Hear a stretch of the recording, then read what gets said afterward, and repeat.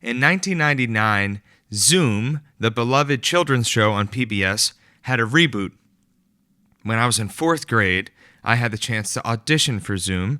Me and a million other people, I think there were 2,500 kids that auditioned for Zoom that year. And I actually got a call back. At the audition, I sang Luck Be a Lady, and apparently they thought a little 9-year-old kid was pretty hilarious singing this old Frank Sinatra song, so I did get the call back. I was in the top 50 for Zoom, and I was really excited. I was thinking about, wow, what would it be like to be on television, how my whole life would change. And we got to the audition, and that's when it was my first big opportunity to compare myself to my peers. We were in competition to get this job. And it was the first time I looked around and I thought, they know what these judges want. And I guess I don't. And I first realized this when we were supposed to improvise like a skit. We were supposed to make a joke. And you had like 30 seconds to get up there. And the prompt was, make up something, make up an invention, and make it really over the top and silly. So come up with an invention and then sell it as like an imaginary advertisement.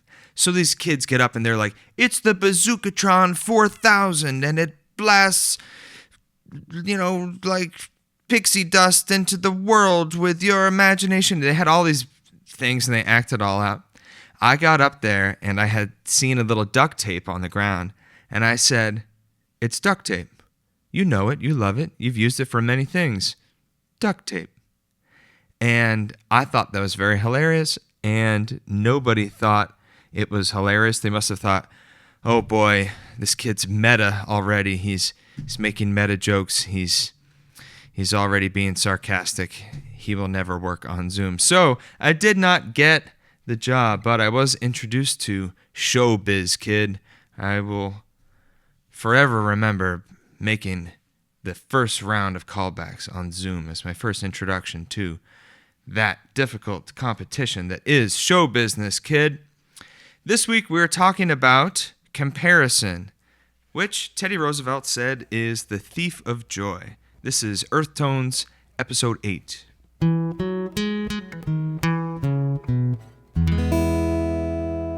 Yes, today, the thief of joy. Is it the thief of joy? Comparison? Keeping up with the Joneses? Musically? Equipment-wise? Any of that? Well, let's look at it. But first, a sound from our beautiful Earth.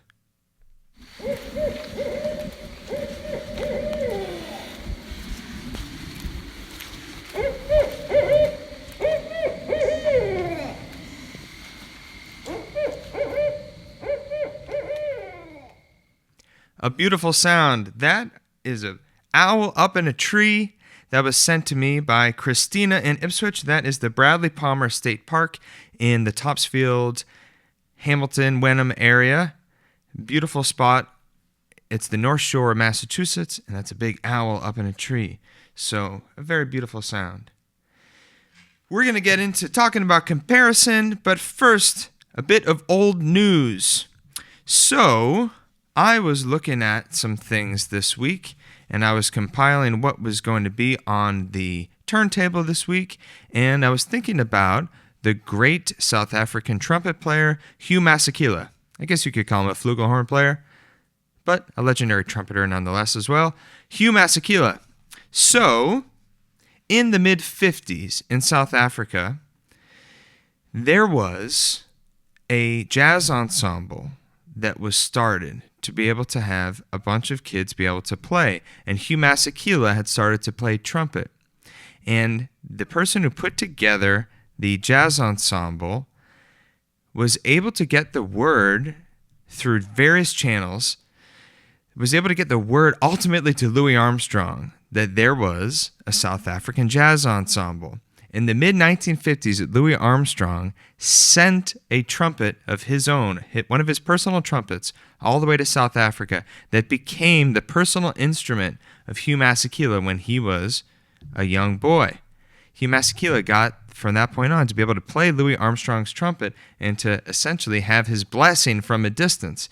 And ultimately, of course, Hugh Masekela would move to the United States and hit it big with his song Grazing in the Grass. And we'll talk a little bit more about his record here for What's on the Turntable this week. But first, we're going to talk about the idea of comparison. Is comparison the thief of joy?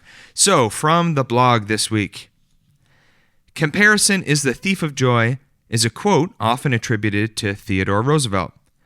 Tomo Fujita, the legendary guitarist and teacher of John Mayer at Berklee College of Music, often expresses a similar sentiment with his motto, "Don't worry, don't compare, don't expect too fast, be kind to yourself." In today's social media music world, we see and hear the most dazzling performances every day from across the globe.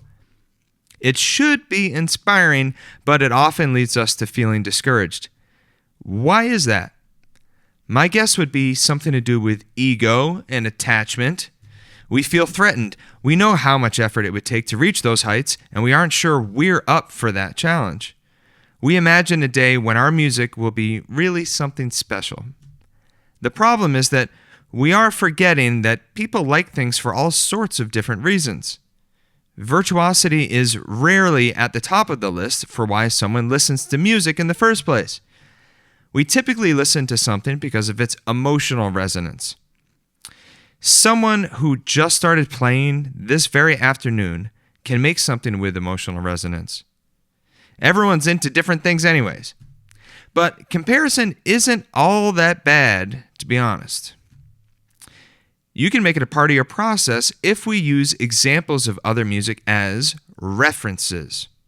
When mixing music, for example, it can be helpful to use references to see how your track sounds played back-to-back with a commercially released song in the same genre. Maybe they have more reverb on the piano, maybe the kick drum is louder or the vocal is softer. You're not trying to recreate the other track, you're using it as a reference point. So if we focus on emotional resonance and use other people's music as references instead of as measuring sticks, we can make meaningful music right now.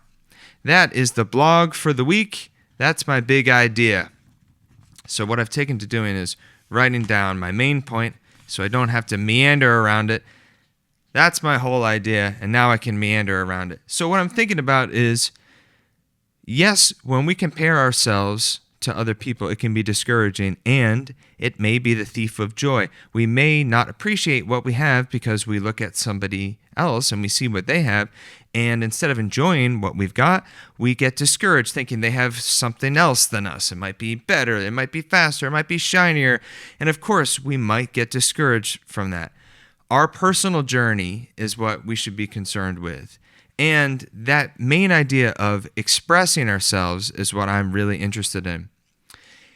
I also want to add that, of course, we need to compare ourselves. You might find yourself on an audition like I was when I was a little kid auditioning for Zoom. You need to be able to compare yourself to other people to be able to see how you stack up with them commercially or even to just draw inspiration from them. The point I think that is important to remember is that there isn't a distant future where you become able to make something legitimate.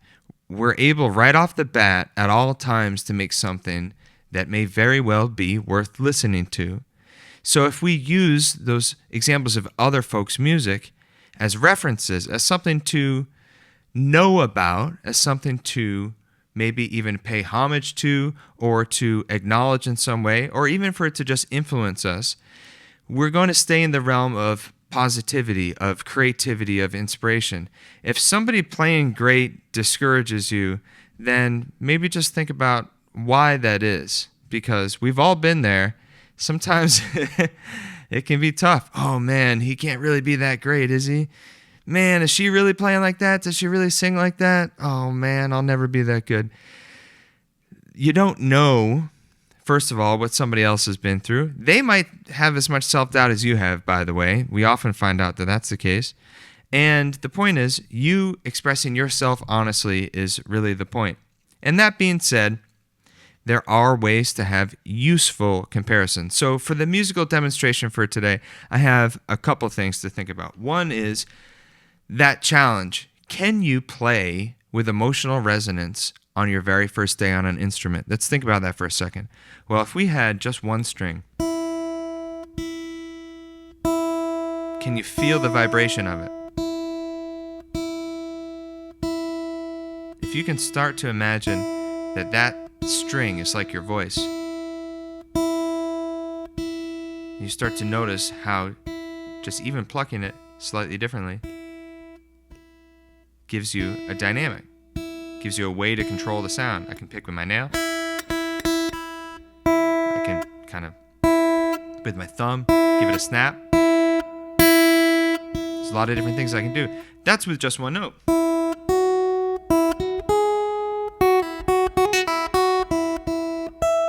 Now, granted, I know the major scale, but that's all I'm doing. And you can learn the major scale on your first day.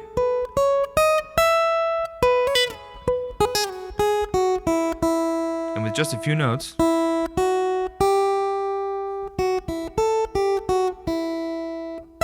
if you're really listening and you're thinking about how it feels and the touch, you can start to express yourself. So the other half of the musical demonstration is to think about Julian Lage today.